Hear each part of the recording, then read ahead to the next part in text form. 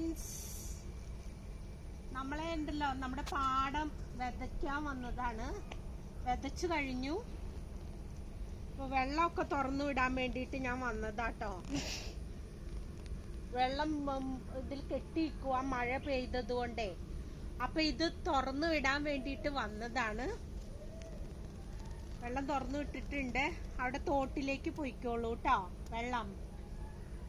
അപ്പൊ പാടം വിതച്ചിട്ടുണ്ട്. ഇനി ഈ കൃഷി എന്താവുമെന്ന് എനിക്ക് അറിയില്ല. ആനകളുടെ ശല്യം ഏറിക്കൊണ്ടിരിക്കുകയാണ്.